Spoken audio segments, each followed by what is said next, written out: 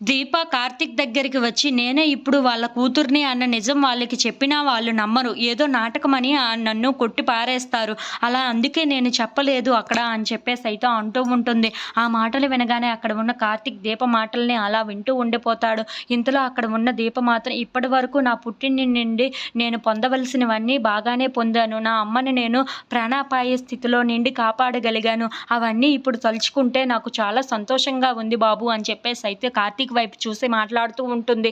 ఆ మాటలు వినగానే అక్కడ ఉన్న కార్తీక్ కూడా దీప వైపు చూసి చాలా సంతోషిస్తూ ఉంటాడు.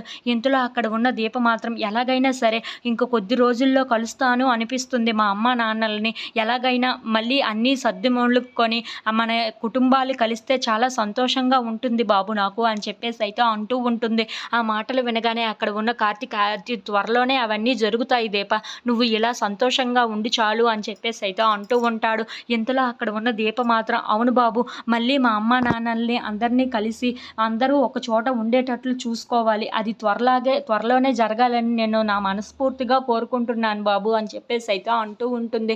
ఆ మాటలు వినగానే అక్కడ ఉన్న కార్తీక్ కూడా అవును దీప, నువ్వు ఇలా మాట్లాడుతావని నేను అస్సలు ఊహించలేదు. నిన్ను ధైర్యంగా ఉండమన్నాను కానీ ఇంత ధైర్యంగా ఉన్నావు చూడు, నాకు అదే చాలా సంతోషంగా అనిపిస్తుంది. నిన్ను చూస్తే నాకు చాలా గర్వంగా ఉంది దీప అని చెప్పేసి అయితే అంటూ ఉంటాడు. ఆ మాటలు వినగానే అక్కడ ఉన్న దీప అయితే చాలా సంతోషిస్తూ ఉంటుంది.